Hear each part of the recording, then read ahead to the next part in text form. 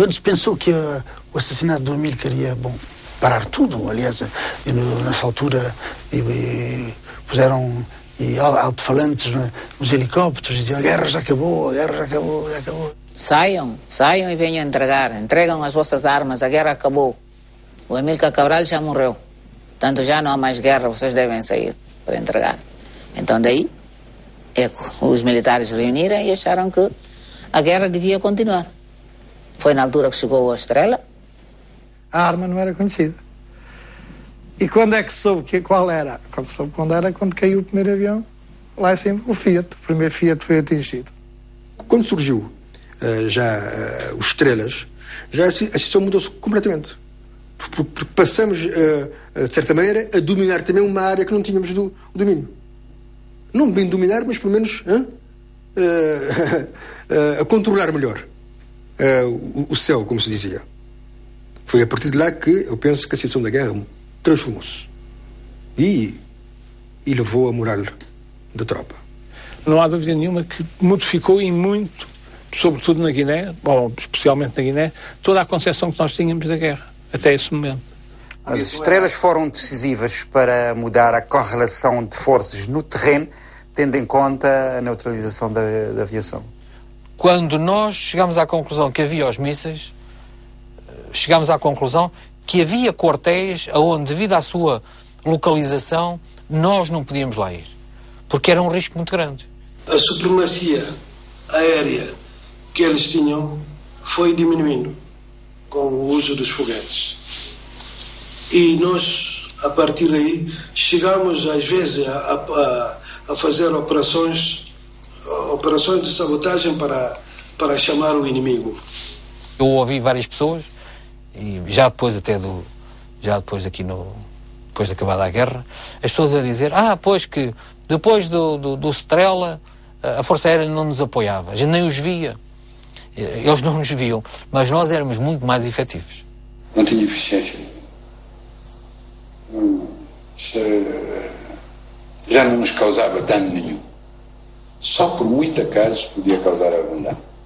Desde 1973, a partir de 73, eu não vi, nunca ouvi que um avião aterrasse na Iragem, a não ser que o Spínola foi lá com um helicóptero.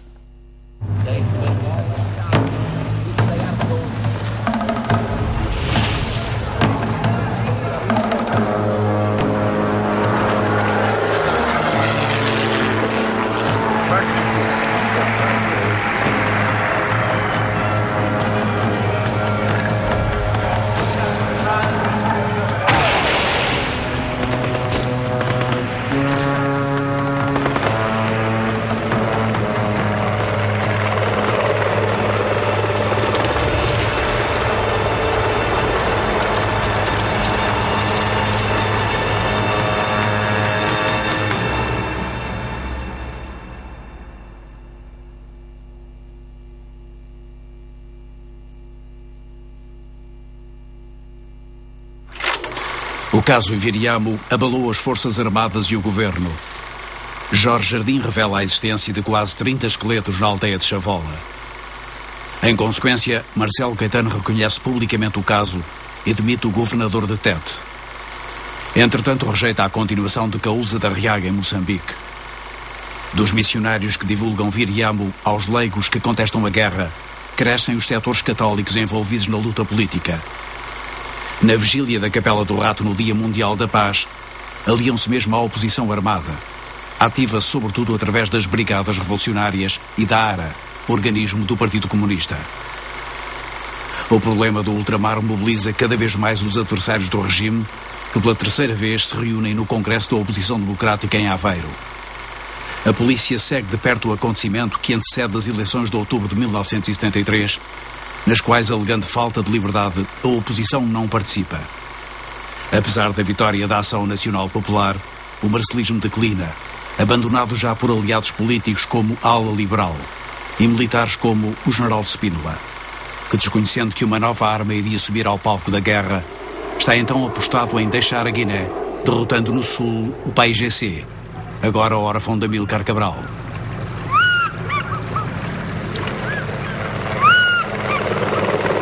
Eu tenho muito bem presente o dia seguinte ao assassinato de Cabral. Estávamos numa situação de guerra frontal com os fuzileiros e as forças aerotransportadas aí no sul, e de repente aparecem os helicópteros com altifalantes anunciando aí a morte de Cabral, convidando ou aliciando, portanto, anunciando o fim da guerra, praticamente, e aliciando, portanto, para a deposição das armas. Saiam, venham entregar, acabou a luta, já morreu Cabral, não sei o quê. Não havia razões para continuar a guerra, que sabiam, portanto, que o povo guinense já estava cansado, farto, portanto, da guerra, que os interessados na continuação dessa guerra, portanto, eram fundamentalmente os cabo-verdianos, e pronto, basicamente era essa a conversa, portanto, que tinha. No nosso meio do PAIGC, nunca sentimos porque de alguma maneira a guerra ia ficar prejudicada. E uma pessoa que nos convenceu, as pessoas que nos convenceram disso, foi um velho e foi um combatente. Um velho que disse que passam aqui nos helicópteros a dizer que a guerra já acabou. Ora, diz-me lá uma coisa, se tu ensinares o teu filho a falar e tu morreres, o teu filho esquece a fala? Associo diretamente o assassinato de Cabral a responsabilidade do comando da tropa portuguesa na Guiné, e nomeadamente do general Spínola, porque para mim terá havido alguma relação entre o que se verificou, essa ofensiva na altura, e a reação que foi imediata, digamos, com a utilização desses helicópteros, fazendo esse anúncio e fazendo esse convite. Um combatente, que não me lembro o nome dele, Fodé Dabo, que fez chorar toda a gente na sala quando ele disse que disseram que mataram Cabral, mas não é verdade. Quem falou não foi o simples camponês que eu sou, foi Cabral que falou pela minha voz. Quer dizer, a convicção era tão grande que não era possível.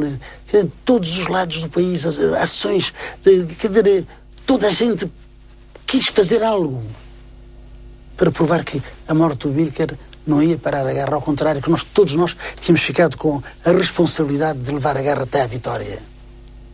Reunimos em Conakry, eu, Osvaldo, Pedro Pires, Chico Mendes, Luís Cabral, nos reunimos, discutimos e preparámos fazer qualquer coisa para reanimar não só os guerrilheiros como a população, para se sentir que realmente, mesmo com a ausência da Amílcar, é possível avançar para a frente com a guerra, com a luta de libertação. A reunião foi proposta por mim, na medida que nós encontrávamos numa situação de, como classificar isso, de autêntico desespero, desorientação. A direção estava fragilizada. Aristides estava na União Soviética em tratamento. Estava em risco de ser amputado de mãos e pernas. Esteve na sala de operação para ser amputado de mãos e pernas. Enfim, foram resistindo, esperamos o dia seguinte, etc. E foi recuperando de mãos, porque ele esteve 17 horas de mãos e pernas amarradas, com princípio de gangrena, nas mãos e nas pernas. De forma que Aristides estava impedido. Luís estava fragilizado. Organizamos no comando imediatamente uma reunião com todos os oficiais e com as unidades militares, que eram umas boas centenas de homens na frente. Falamos e sentimos apenas que houve como repulsão ódio em relação à atuação, à ação contra Cabral, e houve um juramento feito coletivamente de vingança. Houve, de facto, uma clarificação, como é evidente que tinha de haver no nosso seio, na medida em que a conspiração já tinha raízes, indiscutivelmente, não é? Mas, por um lado, mas por outro lado trouxe o reforço da unidade no seio do partido de uma maneira geral, mas em particular nos combatentes. E o juramento de vingar o assassinato de Cabral. O Tomé falou, disse agora, nós devemos jurar, vinga Cabral, e todos gritaram, nós jura, vinga Cabral. Não sei se me entende, e assim as unidades ficaram prontas psicologicamente para operações com maior intensidade. E então eu senti que de facto as coisas pelo menos não estavam por lá. O complô não tinha chegado às frentes, àquela frente. E foi o que se verificou. Que as frentes todas puderam na luta e que as coisas quase que se cingiram a Conakry. Quem esteve muito incomodado nessa reunião foi o Oswaldo Vieira. Extremamente incomodado na reunião que nós fizemos. A partir daí, cada um exprimiu a sua posição, o seu posicionamento, exprimiu as suas preocupações e redistribuímos de novo as responsabilidades. Eu e o Nino Vieira voltámos ao sul, o Luís e o Chico voltaram ao norte e o Osvaldo, o Paulo Correia voltaram à frente leste. A nós, menino de Guiné-Cabo Verde, não nos torna a morte de Cabral. Não nos torna, nos estuda cada dia mais que eu, com mais coragem. Para nós, por isso, servir. Aquilo que ele pensava não nascer. Vingar a morte de Cabral foi a força que mobilizou o PAIGC, então em crise e enfrentando a forte ofensiva portuguesa no sul. A essa força anímica juntou uma nova arma. Essa operação estava a ter uns resultados muito bons que a gente nunca esperou que fosse dar. Essa operação foi desencadeada quando já não havia mais nada a fazer. O Marcelo tinha proibido as negociações. O que é que fazia? O que é que havia a fazer ali? Toda a gente sabia que militarmente aquela guerra não se ganhava. O próprio Marcelo tinha dito que aceitava o desastre militar na Guiné. Portanto, não havia qualquer hipótese. Então o Spínola fez aquilo que é a última coisa que o militar faz quando não tem mais nada, que é lançar a contraofensiva. Morre-se lutando. No meio desta coisa toda, cai o Strela. A partir daqui, o que é que há que fazer? Recebemos o Strela. Portanto, já dispunhamos do Strela. E então isso permitiu mudar tudo. Permitiu sonhar, digamos, em termos militares. O Strela aparece num momento em que era absolutamente necessário ao PAIGC ter uma arma que nos desequilibrasse a nós, portugueses. Porque estava numa situação bastante precária. Não era de perder guerra, não era de nada, mas era um retrocesso que tinha que fazer e uma volta. Apareceu o Strela imediatamente. O míssil antiaéreo Sam-7 Strela é uma arma ligeira de fabrico soviético que por si só vai influenciar o próprio curso do conflito. Para ser sincero, isso mudou radicalmente a coisa, a nossa mentalidade guerrilheira, a nossa esperança, o nosso entusiasmo. A Strela mudou. Porque a única coisa que nos dificultava grandemente era a aviação. Houve uma mudança, houve uma outra dinâmica na luta. E mesmo em termos psicológicos, teve um impacto favorável na nossa tropa, que sentiu que esse armamento viria a precipitar os acontecimentos. O senhor já viu o que é meter nas matas à noite para ir atacar um quartel? Pouca visibilidade, etc., essa coisa toda. Porque não era possível durante o dia. Não se podia. Isso mudou completamente a coisa. A primeira vez, quando eu vi que o aparelho foi atingido, disse então, ganhamos a guerra. Não é ganhar, como não, porque ganhar não é possível. Mas eu disse assim, ganhamos a guerra. A aviação foi sempre o inimigo número 1. Não só por impedir que as nossas forças armadas evoluíssem de forma mais ou menos livre no terreno, estavam muito condicionadas, inclusive as horas de combate, etc., a duração dos combates eram ditados pela aviação, como também essa mesma aviação exercia pressões enormes sobre a população. Para combater os aviões, fator da supremacia portuguesa, o PAIGC dispunha de artilharia pouco eficiente, sobretudo metralhadoras pesadas adaptadas, as armas soviéticas ZPU com um ou mais canos de 14,5 mm, peças colocadas em posições fixas, alvos da própria aviação. Uma situação que o Strela 2M veio alterar completamente. Antes estávamos muito cansados.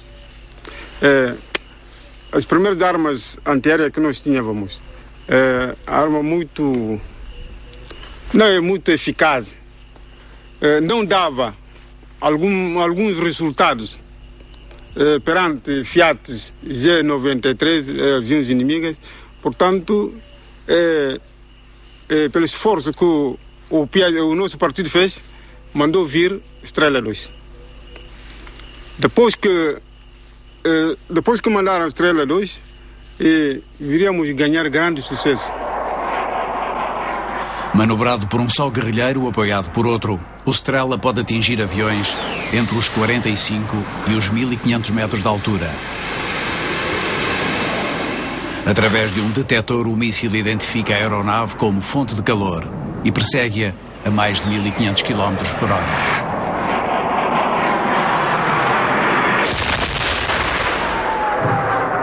Foi uma alegria enorme.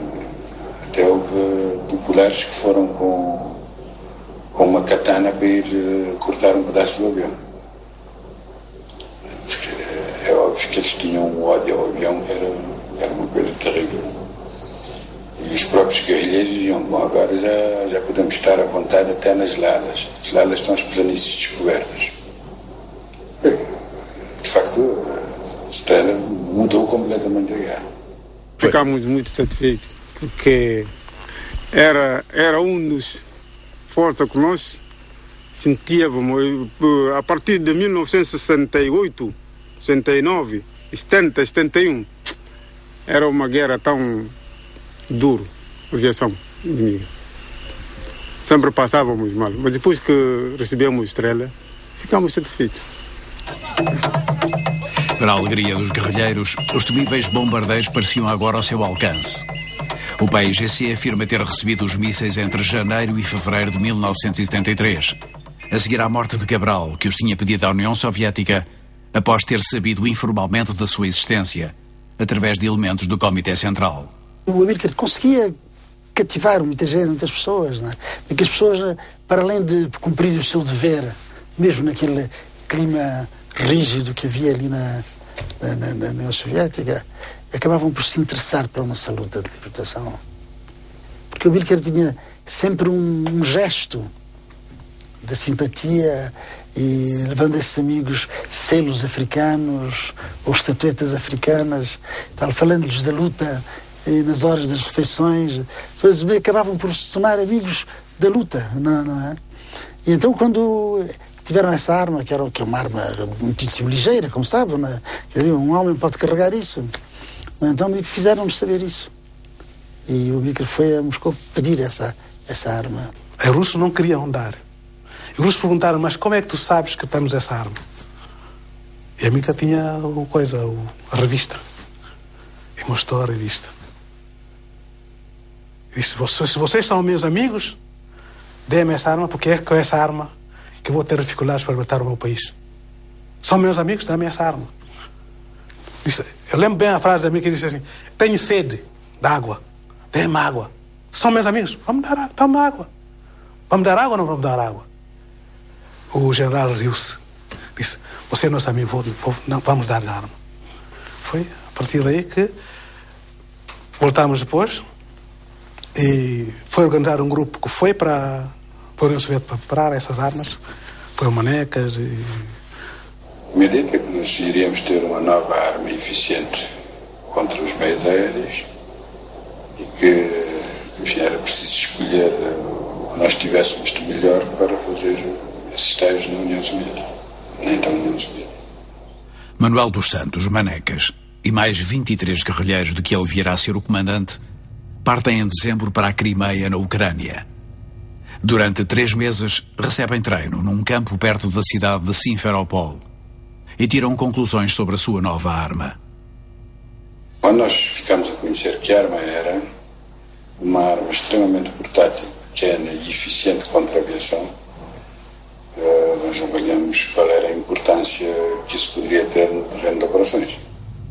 Em 20 de março, o Tenente-Coronel Almeida Brito e o Tenente Miguel Pessoa, pilotando 2 Fiat G91 junto à fronteira norte, são os alvos não atingidos do primeiro míssil Strela disparado na Guiné.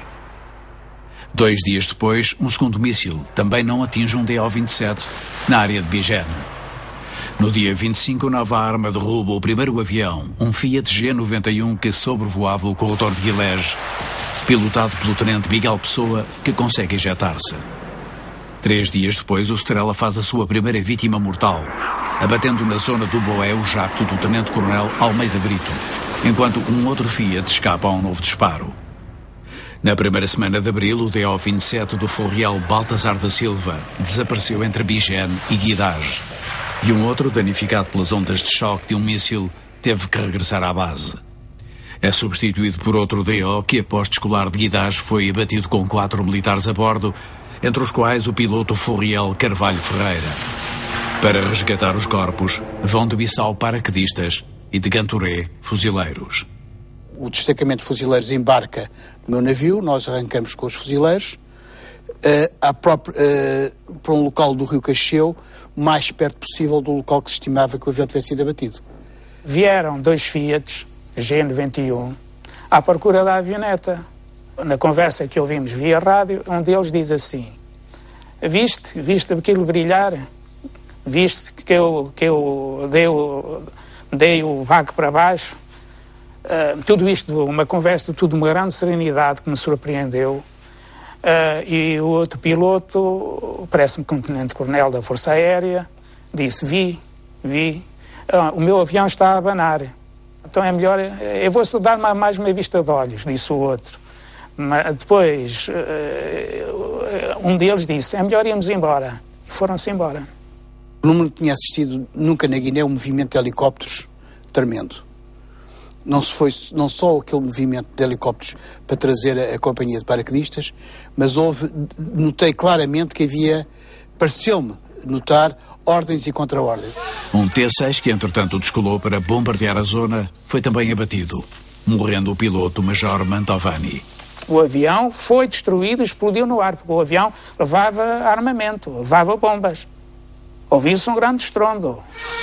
Em 2 semanas, o PAIGC tinha destruído 6 aviões e causado a morte a 4 pilotos, sem que se soubesse a razão.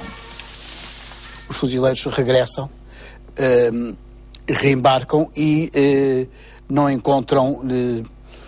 portanto, estava tudo morto, não havia sobreviventes, e trouxeram a bordo o corpo do míssil Strela que tinha sido... provocou a queda de um dos aviões. Há um dos soldados da CK-3 que apanha um tubo com circuitos eletrónicos, que eles consideravam um ROM, que era um troféu de guerra. E, portanto, nós tínhamos um livro com todas as armas no comando, tínhamos um livro com todas as armas nossas e as armas do PAIGC, e não consegui encontrar lá nada parecido nem semelhante com aquele engenho. Então aquilo foi enviado para Bissau.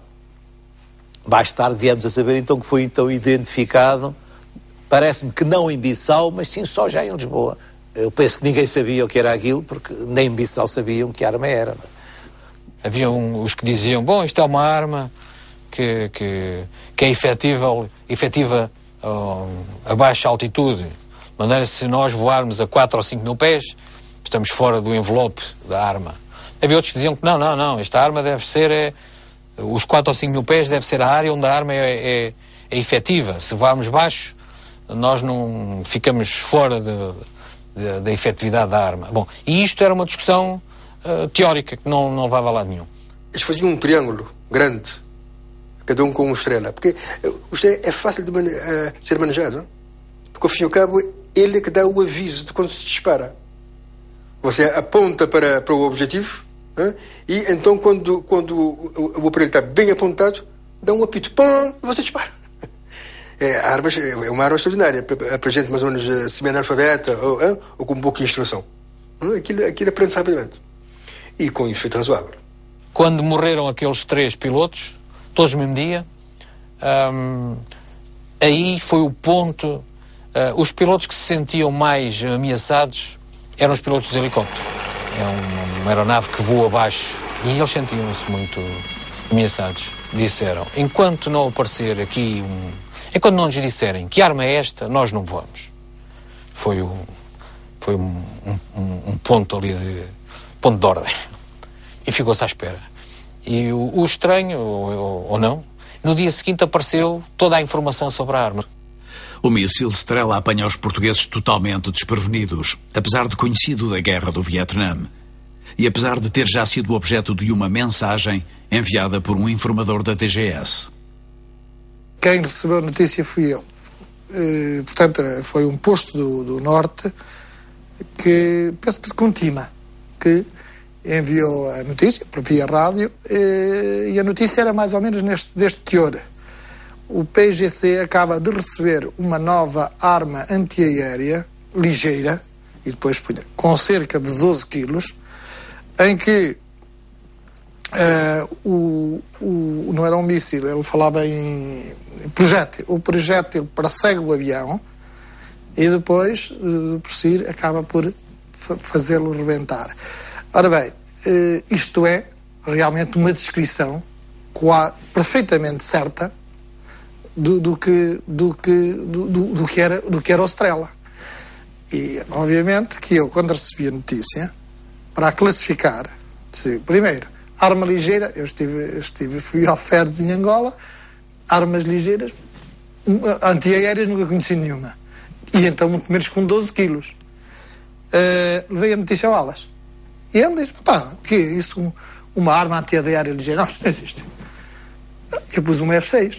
Quer dizer, pá, necessita de confirmação. A DGS classificava as informações recebidas com um código de A a F e de 1 a 6, conforme o grau de confiança no agente e a verossimilhança da informação. F6 definia uma notícia pouco credível. As dúvidas que eu tive, também teve o general Arturo Beirão na representação de informações e também teve o coronel Moura Pinto na comando da zona aérea da Guiné e Cabo Verde. Não era conhecida, a arma não era conhecida. Os relatórios portugueses falavam precisamente de uma arma desconhecida, tipo foguete. Não identificavam o Strela, apesar de certos sinais enviados para Bissau. Talvez em fevereiro, março de 73, recebemos, através de informadores, que o PAGC em Combamor dispunha de uma arma terra-ar, portanto, deduzia o que era míssil, e que se a nossa aviação fosse a Combamor, atacar Combamor, era deitada abaixo. Agora, a espécie de arma, isso não estava especificado, mas dava a entender que era um míssil. Mais difícil de interpretar é esta informação enviada pelo Batalhão de Caçadores 3832 para o General Spínola, onde era referenciado o comandante da nova arma que chamam míssil. Aparentemente, esse míssil só poderia ser o Strela, e no entanto a mensagem é de outubro, 5 meses antes da utilização da arma. Uma dúvida que não é a única. Para mim ainda hoje é um mistério. Andava-se a tentar descobrir que arma era aquela, não se conseguia, e aparece depois a posição dos pilotos de helicóptero. O que é certo é que no dia seguinte aparece o documento. Aparece um documento, com tudo escrito, um documento americano, uma TO, como nós chamamos, uma Technical Order, com a descrição completa do míssil. Se terá sido coincidência e aquele papel, aquele documento terá chegado nessa noite, pode acontecer. Ou se aquele papel já era conhecido e estaria guardado por alguém e que não seria apresentado, não sei porquê. Esta dúvida ainda hoje está na minha cabeça. Para poderem estudar o documento sobre as características do Strela, os pilotos suspenderam todos os voos durante um dia inteiro e concluíram pela necessidade da adoção de novas técnicas de voo que evitassem o derrubo dos aviões, os quais, de resto, nunca chegaram a receber nenhuma tecnologia que pudesse defendê-los do míssil. Chegámos à conclusão, se voássemos a 10 mil pés, estávamos numa zona relativamente protegida. Se levássemos a 100 pés, estávamos igualmente protegidos. Porquê? Porque o atirador tinha que ter pelo menos 5 graus de elevação para que o míssil pudesse sair. Tivemos a estudar que táticas é que havíamos de fazer para evitar o míssil e no dia seguinte recomeçámos a voar com as novas condições. O avião mais vulnerável era justamente o Fiat, porque era um avião que irradia muito calor, ao passo que eu não tenho conhecimento de termos abatido helicópteros com míssil. Não se abateu. Os helicópteros, se voavam baixo, continuaram a voar baixo. Os Fiats deixaram de voar naquela altitude dos 3, 4 mil pés, passaram a voar ou baixo ou alto. Quando tinham que fazer um ataque, desciam para largar o armamento, mas depois subiam imediatamente para os 10 mil pés. E aí é que houve uma alteração que poderá ter perturbado a guerra em si, que foi aqueles aviões que faziam o apoio, os DOs, que iam a qualquer quartel, que iam tanto levar ovos como trazer feridos. Nós, naquele dia, tivemos a ver que quartéis é que tinham condições para esse avião aterrar e quais os quartéis que não tinham condições. Os novos procedimentos de voo limitam a eficácia dos mísseis, mas também a atuação da Força Aérea. Mais vulneráveis ao Estrela, os T-6 deixam de voar. O T-6 era um avião velho e vagaroso. Durante o ano 72 servia para algumas coisas, mas no ano 73, com o míssil, deixou de ser emprego, porque esse é que seria apanhado perfeitamente pelo míssil. Deixando de voar, os T-6 deixam de proteger as colunas em deslocação. E a tropa fica mais isolada, em quartéis onde a aviação não vai. Em 1973 não voava naquela zona aviões, não. Se voavam é só houve ruído, estão nas nuvens. Porque realmente é sempre abatido. Se tiverem algum ferido, alguma evacuação, alguma coisa, o Exército vai ter que fazer uma coluna para os quartéis que são para o quartel vizinho e nós só vamos ao quartel vizinho. Isto estabilizou um bocadinho as Forças Armadas. Enquanto que eu, no tempo em que nós tínhamos supremacia aérea, porque não havia mísseis, tinha a certeza absoluta que os meus feridos ou os meus mortos eram evacuados na hora, quando apareceram os mísseis terra-ar, a coisa já era mais complicada, não é? Eu percebo perfeitamente o comandante de um quartel que até aí tem o avião sempre precisar, porque nós íamos sempre buscar quem pedia. O facto de ele deixar de sentir este apoio, de ter que, se tiver um ferido, ter que ir levar o ferido ao quartel do lado, perturbou um bocadinho o desenrolar da guerra.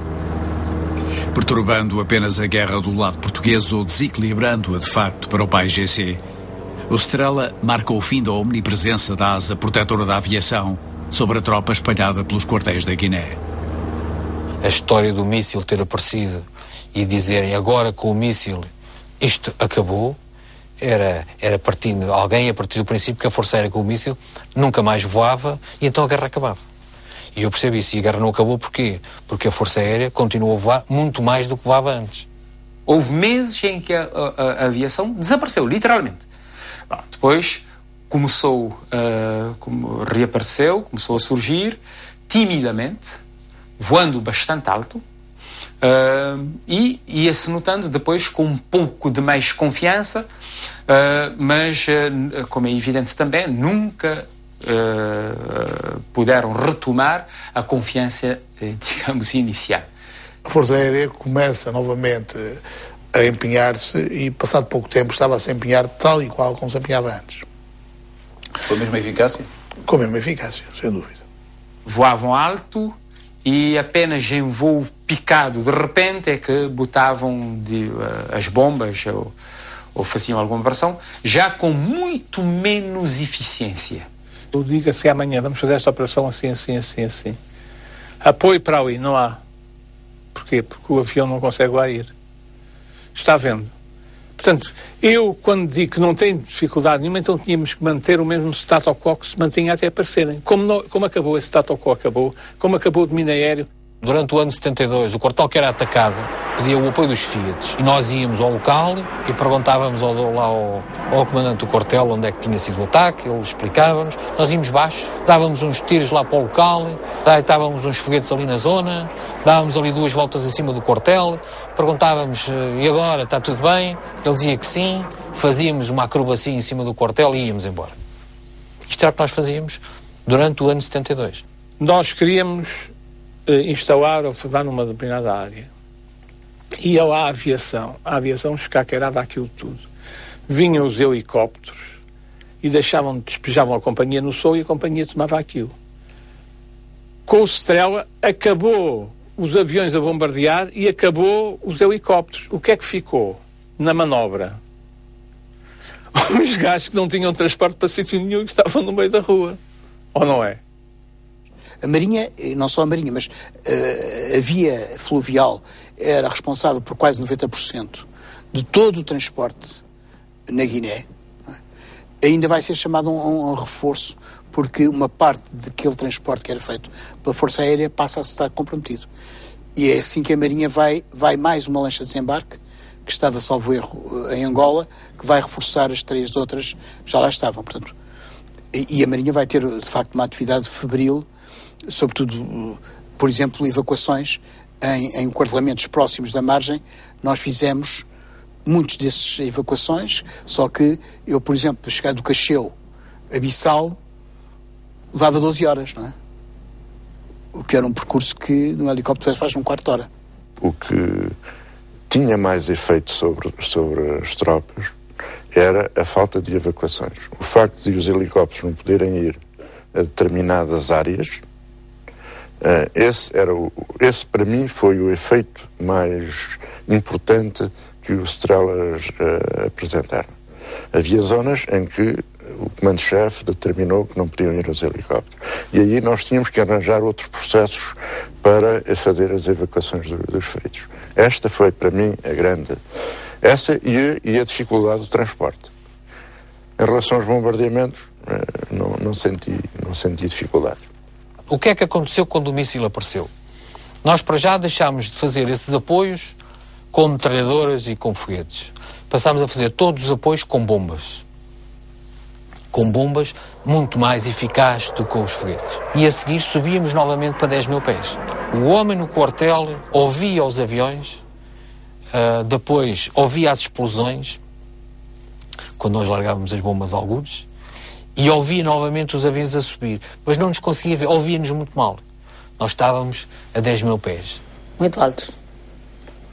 Não, por bem dizer, não fazia nenhum dano quase. Depois da Estrela? Não. Deitavam as bombas lá na mata ou bem alto, no mar. Ninguém tinha medo já depois de entrar da Estrela. O que é que aconteceu em termos militares na Guiné? Aconteceu que, ao perdermos a supremacia aérea, se complicou muito para nós que atuávamos no chão para organizar, comandar e efetuar operações. Porque enquanto que nós tínhamos aquele guarda-chuva, que era ótimo, que era a Força Aérea, deixámos de contar com ele. Pois, é evidente. Era muito mais apertado. Era combater sem um avião. Uma desvantagem para o exército colonial, não tinha aviação, e uma enorme vantagem para nós que dispunhamos de toda a mobilidade de que nós éramos capazes. Passámos a ter um apoio aéreo mais condicionado e em que tínhamos que medir os riscos também do apoio aéreo, porque o apoio aéreo passou também a representar riscos. E a aviação bombardeava. Vinham os helicópteros, despejavam o pessoal e depois vinham-se embora. O Strela não permitia que a gente fosse lá, o Strela obrigava os aviões a andarem lá por cima. O que é que se podia fazer? O Exército peca um bocadinho, muitas vezes, por mostrar a visão do Exército e esquecer que havia também a Força Aérea que lhes dava muito apoio. Eu não sei nos outros teatros de operações, em Angola possivelmente não, mas na Guiné, para mim era claro que sem a Força Aérea a guerra na Guiné tinha acabado há muito tempo.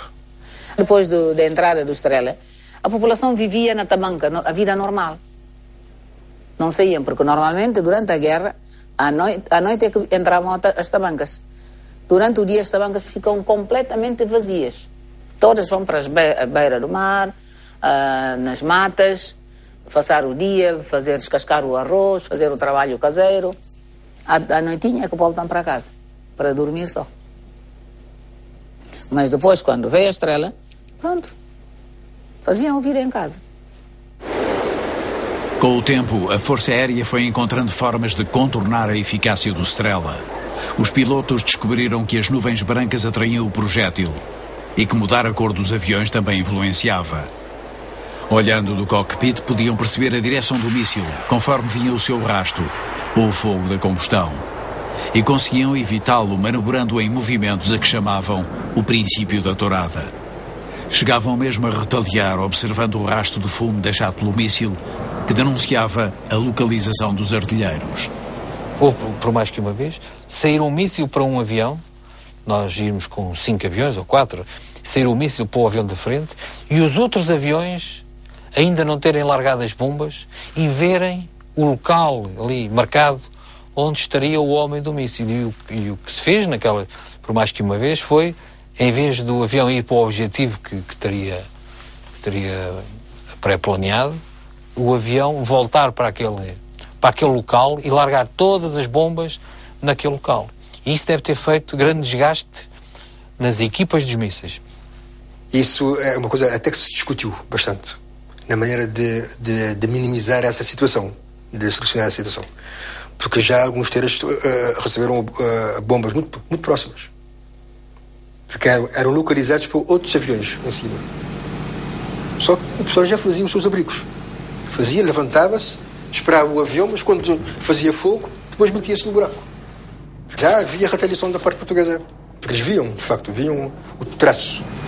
Após as primeiras provas da eficácia do Strela, a resposta da aviação não restituiu à tropa no terreno o sentimento de segurança existente antes do míssil.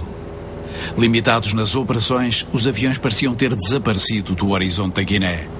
Chegou mesmo a instalar-se a convicção de que os Fiats tinham deixado de voar. Foi um boato. Dizia-se em Bissau que os Fiats não voavam. Fiats não voam. Então nós fizemos uma tática que foi... Então nós íamos fazer as missões e no regresso passávamos em cima da cidade de Bissau a 400 nós. 400 nós são 700 e qualquer coisa quilómetros, junto aos telhados. Porque já que diziam que nós não voávamos, então nós íamos lá demonstrar que voávamos. Até que o general Spínola nos proibiu de fazer isso porque a população ficava assustada. Quando os estrelas começaram a cair, o Spínola recebeu o chefe, o comandante da Força Aérea na Guiné, que era um homem extraordinariamente bom, um homem extraordinariamente competente, que era o Moura Pinto. E o Spínola perguntou ao Moura Pinto, então, e agora?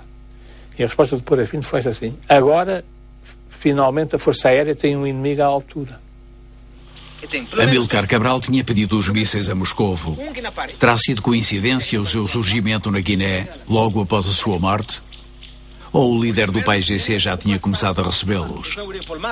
Os soviéticos teriam escolhido outra ocasião para os fornecer, seguindo uma estratégia diferente, caso Cabral não tivesse desaparecido? Eu penso que os soviéticos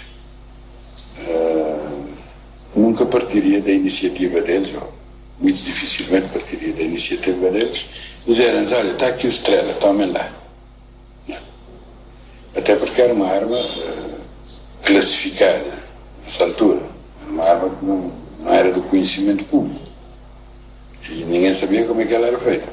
Sempre que estávamos na mostra de cima, o inimigo recebia digamos assim, um brinquedo para desequilibrar. Segundo os mais próximos da situação, dizem que os russos não nos queriam dar essas armas num determinado momento. Iam sempre subindo de patamares, até que houve uma altura em que a gente disse, agora estamos na moto de cima, agora vamos ganhar, agora vamos fazer isto. Quando aconteceu isso, apareceu o Strela. Só a partir da morte do Cabral é que os aceleraram o Strela 2. Então, assim, portanto, o estágio do Strela 2 foi muito acelerado, para os 2-3 meses, portanto, já tinham terminado um grupo, portanto, dos camaradas dirigido por Manecas. Eu não creio que os soviéticos reajam tão depressa. Que daqui a um mês teriam tomado a decisão e que nós já lá estávamos a treinar. Eu penso que esse pedido terá sido feito muito antes. Eventualmente, nessa altura, terão dito a Cabral, olha, sim senhor, vamos dar. Você pode me perguntar assim, e porquê é que os russos e os checos e os outros não deram logo essas armas todas ao PAIGC? Não interessava. A Rússia tinha bem marcada a sua política. Aliás, já depois da descolonização, eu tive a ocasião de ouvir num rádio estrangeiro a notícia. Foi sempre a mesma coisa. E simples. A guerra tem que ser ganha porque a única que interessa é em Portugal. Portanto, as colónias é para caírem caindo. Mas, sobretudo, as colónias têm que ser utilizadas como esgotamento da metrópole. Independentemente das explicações, a guerra na Guiné vai ascender a um nível de intensidade até aí desconhecido. Apoiados em novas armas, os guerrilheiros estão agora motivados pela vontade suplementar de responder à morte do seu líder. Na mesma altura que se dá a notícia que Cabral tinha sido morto, toda a gente toma decisão, mas não houve alguém que desse a ordem. Mas todos disseram, vamos atacar os quartéis. E desatou-se a atacar quartéis. Imediatamente, no mesmo instante. O Conselho de Guerra reuniu-se e transmitiu. E discutiram com comandos diferentes. Cada comando escolheram o alvo. Escolheram o alvo. Do sul escolheu o alvo de Guilherme. Norte escolheu Guilherme e Guilherme. O norte e leste, Pitch. Assim foi escolhido. E depois, antes de começar o ataque, havia várias operações, havia várias astúcias, atacar várias cortezinhas, Cancalifá, por exemplo, Bruntuma, antes de fazer um ataque principal. Já dispunhamos de mais meios. Houve, de facto, essa vontade grande de se chegar ao fim, de irmos até o fim, tendo em conta, bom, em primeiro lugar, essa situação, esse clima psicológico, tendo em conta os meios de que dispunhamos na altura, uma muito maior disponibilidade dos amigos que nos apoiavam, sobretudo no plano militar. Já se perfilava a possibilidade de irmos alterando a situação, de termos o espaço ocupado e, da parte portuguesa, terem os pontos fortificados.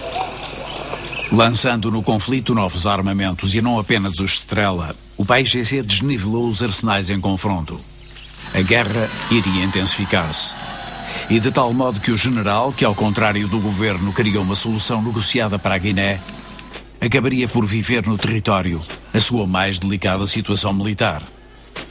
Realidade que as manifestações oficiais escondiam. A tropa portuguesa sofria duros desafios na Guiné, apesar das aparências que chegavam à televisão. Um quadro já previsto por ocasião da visita do novo chefe do Estado-Maior-General das Forças Armadas, o general Costa Gomes.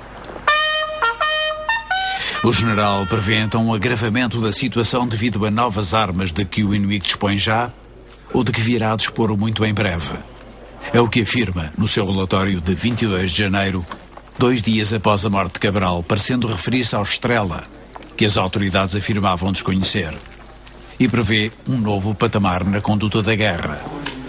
E isso era a nossa convicção, de que ia piorar muito a guerra depois da morte do Amílcar Cabral. O mesmo se passou no Palácio e toda a hierarquia militar, designadamente a hierarquia mais elevada do exército português, teve esse sentimento. Não tenho dúvidas nenhuma de afirmar, aliás, tenho a certeza que era esse. Há outros camaradas, enfim, que têm um ponto de vista diferente, mas para mim, a partir desse momento eu tinha a certeza absoluta que nós obteríamos a vitória militar na Guiné. Era uma questão de tempo. Era apenas uma questão de tempo e de julgarmos, portanto, com os meios de que nós dispunhamos. Nessa altura recebemos, portanto, os Strela e recebemos os primeiros blindados. A guerra deixa de ser uma guerra de guerrilhas para ser mesmo uma guerra convencional, que aliás já era, porque havia os mísseis terra-terra, onde foram atacados acortelamentos portugueses, portanto, onde eram atacados muitas vezes à distância, acortelamentos portugueses, portanto, ela já era semi-convencional. A partir do aparecimento do míssil, passou a ser praticamente uma guerra convencional. Não sei o que é que lhe faltaria para ser uma guerra convencional, não é? Já era possível ir-se criando as condições para golpes que pudessem ser muito fortes. E que golpes que se iriam, direi, dos quais se iria tirar o necessário impacto político. O nosso declínio no plano militar, que é um declínio que é, nós começamos a ter mais dificuldade de ter êxitos, uma vez que perdemos a supremacia aérea, porque é evidente que a Força Aérea começou a voar de uma maneira diferente. Os helicópteros voavam por cima das copas das árvores, os reconhecimentos visuais tinham que ser muito mais lá em cima, não é?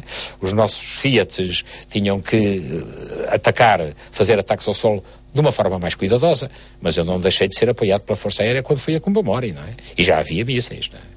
Não quer dizer que nós podíamos ir, talvez, até tomar Bissau. Talvez sim. Talvez sim. Talvez. Não sei. Mas que era possível já pensar em eliminar os pontos de concentração, os quartéis, isso era possível. Nunca tive tantas baixas ao mesmo tempo como tive em Combamori. Claro, a guerra apertou. Base do PAIGC no Senegal, Combamori tornou-se um objetivo militar português quando a guerrilha montou um cerco ao quartel de Guidage. Integrado numa quadrícula comandada de Bigen pelo COP 3, composta por algumas posições a norte do rio Cacheu, Guidage ficava junto à fronteira com o Senegal. Eu nunca deixei um morto no terreno. Em Combamori deixei-os. Primeiro porque era do Senegal. Segundo porque os helicópteros não podiam deixar, porque arriscávamos a perder helicópteros. Não é? O Guidage tinha uma pista, era tão na fronteira que a pista, para nós não entrarmos, digamos, no país vizinho, tínhamos que aterrar para um lado, aterrar para norte e descolar para sul. Nós sabíamos que havia informadores do PAIGC lá dentro. E havia algum deles que nós sabíamos que era duplo, tanto nos trazia informações deles para nós como levava para eles. Começámos a receber informações que, por exemplo, os informadores diziam, peçam que reforcem Guidage com uma companhia. E peçam uma companhia branca. Ou, por exemplo, as entidades religiosas de Farim, Mandingas, tentaram junto de Bissau para que a companhia Mandinga muçulmana fosse substituída por uma metropolitana. De Bissau não ligaram a isso. Agentes duplos, quem é que pode controlar uma coisa destas? É completamente impossível. Até dos próprios civis, provavelmente havia alguém que também estava ligado ao PAIGC, que podia entrar e sair. Eles, naquelas saídas que iam à mata, à agricultura, podiam contactar com o PAIGC facilmente. E nós não podíamos fazer nada. Eles iam fazer a agricultura deles. Começou-se a notar, a recebermos informações que havia muito material de guerra e algum material até já com uma certo calibre e com uma certa importância militar em direção a Combamori. Guidage era mais um quartel que era bombardeado com artilharia, tipo fustigamento, não? Tipo fustigamento. Mas depois nós recebemos diretivas que a Guidage devia ser atacado fortemente, juntamente com os outros quartéis, em especial Bigen, Farim e outros quartéis do interior, na área de Morez, Nhacra, não? Mas nós, da artilharia, recebemos a missão de organizar e preparar a Operação Guidage. Era o nosso principal alvo, era Guidage. Começámos a ouvir rebentamentos. Perguntámos aos quartéis vizinhos, a nível do posto de rádio, as transmissões, disseram eles que estavam a bater a zona. Bater a zona quer dizer lançar granadas para os pontos prováveis do inimigo atacar os quartéis. Eles respondiam, não, nós não mandamos granadas nenhumas. Então eu também deduzi que era o PAIGC que estava a regular o tiro também para a estrada, porque os tiros mais ou menos vinham da zona da estrada. Eles andaram muito tempo a preparar a ação militar para um determinado fim. Estrategicamente estudamos a situação operativa e achamos que podíamos isolar Guidage. Começámos a notar que havia entre a população, começaram a fazer cerimónias religiosas, a rapar o cabelo, a pôr cinza na cabeça, a jejuar, a pedir a Alá para que os ajudasse nas provações que estavam para acontecer em Guidage. Começámos a partir de uma certa altura também a ouvir ruídos de viaturas à noite. Foi um longo período de preparação, de reconhecimento, em que o Chico Mendes participa. Participa eu, o Chico Mendes, o Samaramin e os comandantes o Lúcio Soares e os comandantes dos bigrupos, Mantambiac e outros. De acordo com o PAIGC, o isolamento do quartel começa com alguns dos primeiros Strela usados na Guiné. Com os do dia 6 de abril, que abatem os 2 aviões DO-27 dos Furriéis Baltasar da Silva e Carvalho Ferreira. Tendo montado os 5 mísseis na zona, a guerrilha abate ainda o T-6 do Major Mantovani, ações com que inicia a operação contra Guidage. Eu sou da opinião de que esse ataque que houve a Guidage às 7h45, 8 da manhã do dia 6 de abril, fazia parte da estratégia de ir lá à aviação para eles testarem os mísseis e treinarem-se com os mísseis e, portanto, fez tudo parte do planeamento dessa operação e a utilização dos Strelas e o ataque àquela hora da manhã, que foi perfeitamente anormal. Nós atacamos Guidage de dia para fazer com que os aviões viessem. E os Strelas estavam posicionados de forma a poderem atuar contra qualquer avião que entrasse naquele espaço. Fomos atacados, de um lado, que nunca tínhamos sido atacados, do lado do Feijão Quito. Eles, de noite, aproximaram-se do arame farpado, o que, para nós, daquela zona, nunca esperaríamos que eles atacassem. E de um momento para o outro começou aquilo que nós chamávamos a costureirinha, deve ter sido na Kalashnikov, a disparar e imediatamente começou a fogachá-lo. A reação nossa, houve ali um compasso de espera, mas também não foi muito longa. A nossa reação foi imediata e aquilo durou ali 15 minutos. Houve um ferido grave, foi feita a evacuação, pedimos o apoio da Força Aérea, mas os Fiat não apareceram. O espectro do Strela limitava a ação da Força Aérea. E se também a proximidade da fronteira já acentuava o isolamento de Guidage, o PAIGC tentou completá-lo, bloqueando o acesso pelo sul. Eu ia de vez em quando como rebenta-minas. Foi terrível porque realmente não havia forma de abastecer Guidage. Nós temos armazéns de mantimentos em Binta. Apenas 22 km quando é picada normal. Mas às vezes fazemos corta-mato, pistas ou picadas estavam todos cheios de minas. Guidage era um quartel mais ou menos isolado. O quartel que lhe era mais próximo era Binta. Portanto, o cordão umbilical de Guidage era aquela estrada Binta-Guidage, que trai mais de 20 km. Portanto, Guidage era um quartel muito fácil de cercar e de interditar todas as suas linhas logísticas, que era uma estrada. Foi isso que nós fizemos. Estávamos numa base de Cumpão-Or. Então, de Cumpão-Or partimos mais para dentro, ficamos entre Bijane e Guidage, onde instalamos as nossas unidades de infantaria e as de artilharia. Selecionamos já os diferentes pontos de tiro da artilharia contra Bijane, contra Farim, e tínhamos agora um trabalho paralelo em relação a Guidage. Quando a operação começou contra Guidage, começou ao mesmo tempo contra Bijane também. COP 3, que era o Bijane, estava mais apurado por dentro do quartelamento. Nós, em Guidage, estamos a 300 metros de pilar. E daí, para proteger Bijane e Binta. E Canturé, também onde está Fuzileiros. Ao meu ver, é só uma questão de estratégica, né? Para defender, porque não tem aqui nada, eu não vejo. Portanto, temos que, para não entrar mais parte do inimigo para não virem mais para a frente, porque isso seria muito mau para Binta e para Bijene.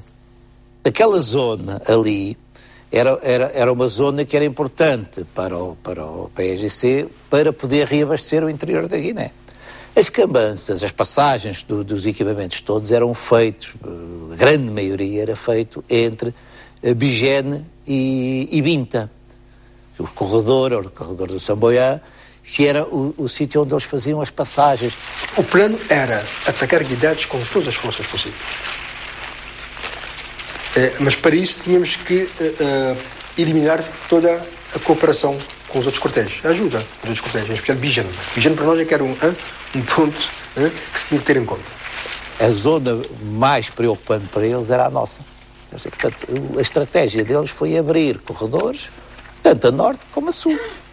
Fazia parte, inicialmente, possivelmente, a parte só de Guidagem, e posteriormente poderia ser Bijene, não é? Mas Guidagem era fundamental eles limparem Guidagem.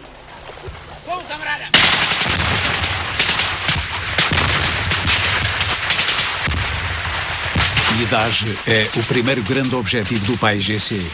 Agora que os guerrilheiros podiam atacar os quartéis durante o dia, sabendo-se protegidos pelos mísseis antiaéreos.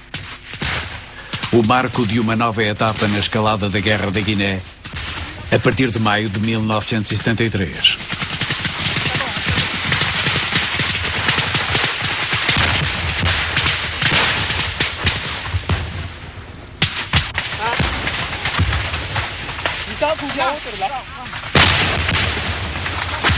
Outro mistério.